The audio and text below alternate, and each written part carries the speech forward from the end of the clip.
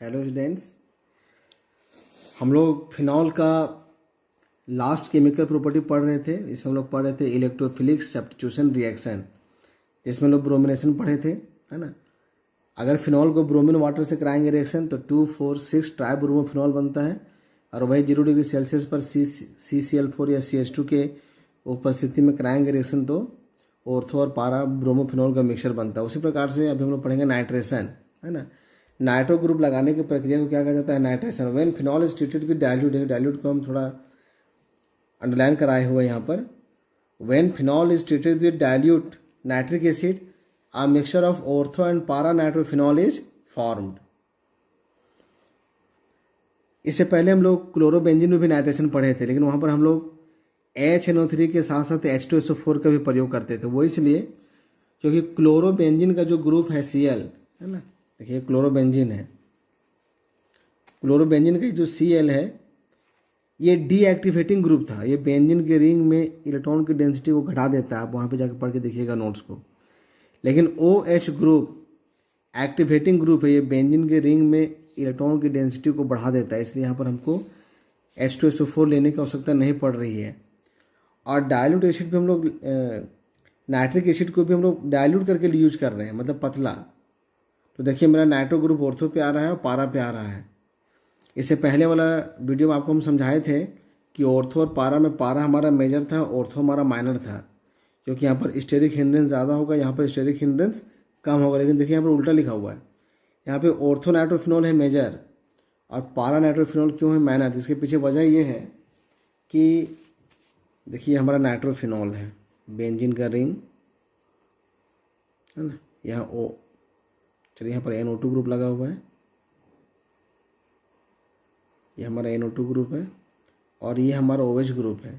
तो इन दोनों के बीच में क्या बनेगा? हाइड्रोजन बॉन्ड बनेगा।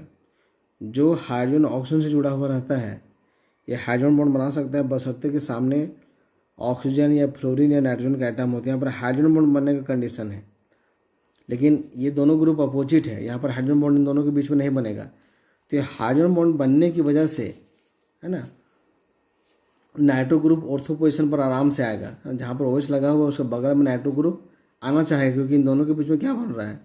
हाइड्रोजन बॉन्ड बन रहा है। इसलिए ये एक तरह से एक्सेप्शन है। आप इसको याद रखिएगा कि फिनॉल के केस में ऑर्थो नाइट्रोफिनॉल, ऑर्थो वाला जो प्रोडक्ट है वो मेजर है और पारा वाला क्या है? माइनर। इसके पीछे वजह है इन दोनों के बीच में हाइड्रोजन बॉन्ड का बनना। अब हम चाहते हैं कि हम यहाँ डाइल्यूट के स्थान पर कॉन्क HNO3 का इस्तेमाल करेंगे, तब क्या होगा? तो but when phenol is treated with conc अर्थात concentrated nitric acid 2,4,6 trinitrophenol अर्थात पिक्रिक एसिड इज फॉर्म। इसलिए ये रिएक्शन एग्जाम में बहुत बार पूछा हुआ है।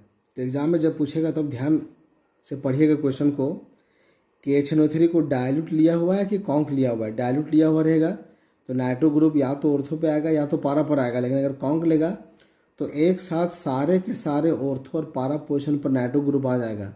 इसको पिक्रिक एसिड भी कहा जाता है, ठीक है। इस तरह से फिनॉल का जितना भी केमिकल प्रॉपर्टी है वो हमारा समाप्त होता है। ये NCERT का एक क्वेश्चन है। देखिए क्वेश्चन क्या बोल रहा है? While separating a mixture of ortho and para nitrophenols by steam distillation name the isomer which will be steam volatile, give reason. देखिए यहाँ पर ऑर्थो नाइट्रोफिनॉल पारा नाइट्रोफिनॉल का मिक्सचर बनता है। तो क्वेश्चन बोल रहा है इन दोनों के मिक्सचर को स्टीम डिस्टिलेशन विधि से अलग करने के दौरान ऑर्थो और पारा आइसोमर में से वह कौन है जो स्टीम वोलेटाइल है? स्टीम का मतलब भाप होता है।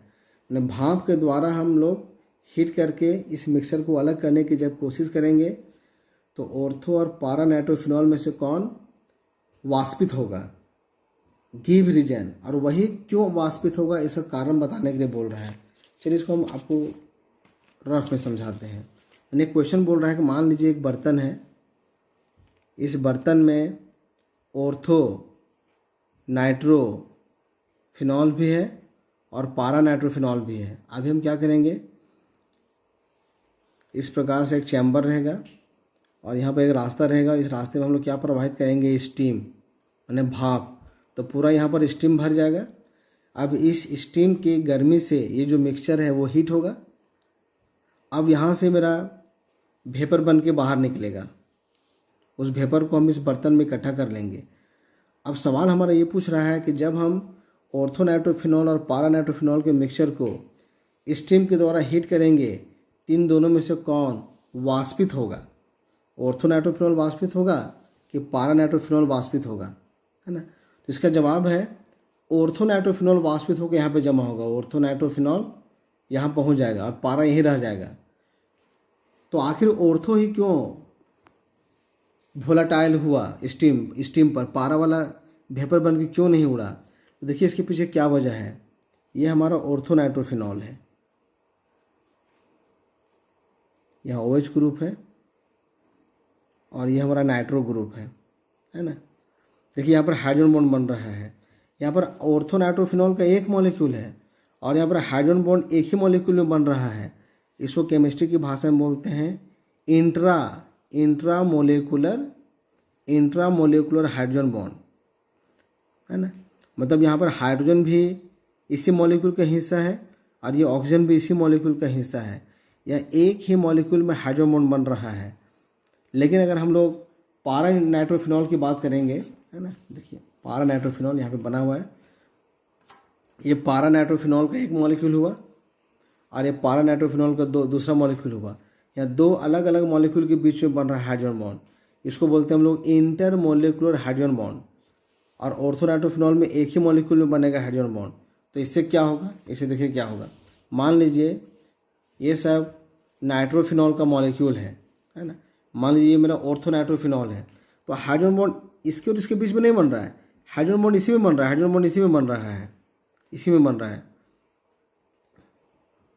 लेकिन अगर मेरा पारा वाला रहता, मान लीजिए कि ये सब जो मॉलिक्यूल है वो पारानाइट्रोफिनॉल का है, यहाँ पर दो मॉलिक्यूल के बीच में हाइड्रोजन बॉन्ड बन रहा है, दो मॉलिक्यूल के बीच में इस प्रकार से हाइड्रोजन बॉन्ड बन रहा है। अब हम इसको भी हीट कर रहे हैं, है ना, और इसको भी हीट कर रहे हैं ताकि ये मेरा वाष्पित हो। वाष्पित होने का मतलब हो गया कि जो मॉलिक्यूल नज़दीक नज़दीक है इसको दूर दूर करना, है ना। तो यहाँ पर क्या हो रहा है कि दो मॉलिक्यूल के बीच में हाइड्रोजन बॉन्ड नहीं बन रहा है, तो इसको अलग करना आसान है, लेकिन इसको अलग करना मुश्किल है। क्यों? क्योंकि इन दोनों मॉलिक्यूल के बीच में यहाँ पर क्या बना है, हाइड्रोजन बॉन्ड। तो पहले हम इस बॉन्ड को तोड़ेंगे तब ना मॉलिक्यूल अलग अलग होगा। तो ये मेरा कम टेम्परेचर पे ही वाष्पित हो जाएगा और इसके लिए हमको चाहिए ज़्यादा टेम्परेचर। मतलब ऑर्थो वाला जो नाइट्रोफिनॉल है वो लो टेम्परेचर पर ही भाप बन के उड़ेगा, और जो पारानाइट्रोफिनॉल का जो मॉलिक्यूल है इसको भाप बन के उड़ने के लिए ज़्यादा टेम्परेचर चाहिए।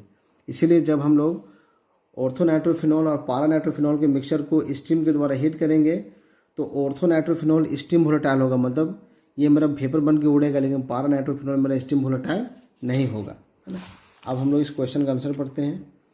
While separating a mixture of ortho and paranitrophenols by steam distillation, अर्थात स्टीम डिस्टिलेशन के द्वारा ऑर्थो तथा पारानाइट्रोफिनॉल के मिक्सचर को अलग करने के दौरान orthonitrophenol is steam volatile, orthonitrophenol is steam volatile due to intramolecular hydrogen bonding, while paranitrophenol is not steam volatile. ये स्टीम पर भाप बन के, स्टीम की गर्मी से भाप बन के नहीं उड़ेगा, due to intermolecular hydrogen bonding. और यहाँ बॉन्डिंग को दिखाया हुआ है ना। इसी प्रकार का एनसीईआरटी का एक दूसरा क्वेश्चन है, you are given benzene, conc H2SO4 and sodium hydroxide. मतलब हम लोगों को तीन कंपाउंड दिया हुआ है, बेंजीन दिया हुआ है, कॉन्क H2SO4 दिया हुआ है, सोडियम हाइड्रोक्साइड दिया हुआ है। बोल रहा है right the equations for the preparation of phenol using this reagent. अब इन्हीं तीनों पदार्थों का इस्तेमाल करते हुए हमको फिनॉल बनाना है, तो कैसे बनाएंगे हम लोग। देखिए यहाँ पर बेंजीन हम लोग को दिया हुआ है और कॉन्क H2SO4 भी दिया हुआ है।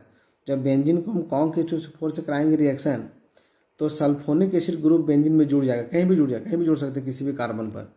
इसको कहा जाता है सल्फोनेशन। अब अगर हम लोग बेंजीन सल्फोनिक एसिड को सोडियम हाइड्रोक्साइड से कराएंगे रिएक्शन तो यहाँ से H+ और यहाँ से OH+ वाटर बन के बाहर निकल जाएगा, यहाँ जाएगा सोडियम और मेरा बन जाएगा sodium salt of benzene sulphonic acid, जिसको सोडियम बेंजीन सल्फोनेट भी कहा जाता है। अब इसको हम लोग सोडियम हाइड्रोक्साइड के साथ 350 डिग्री सेल्सियस पर गलाएंगे, है ना। तो यहाँ से मेरा Na2CO3 बाहर निकलेगा और मेरा सोडियम फिनोक्साइड का निर्माण होगा। अब सोडियम फिनोक्साइड को फिर हम लोग एसिड के साथ कराएंगे रिएक्शन, तो एसिड हमको H2SO4 दिया हुआ है ना। यहाँ पर हम लोग कोई भी एसिड यूज़ कर सकते हैं जो H+ देता हो, HCl हो गया, चाहे H2SO4 हो गया। तो H2SO4 इस सोडियम को रिप्लेस कर देगा, यहाँ पर H को भेज देगा। देखिए, तो मेरा जो पदार्थ दिया हुआ था उन्हीं पदार्थों का इस्तेमाल करते हुए हम लोग फिनॉल का निर्माण किए। ये रिएक्शन हम लोग पढ़े हुए हैं।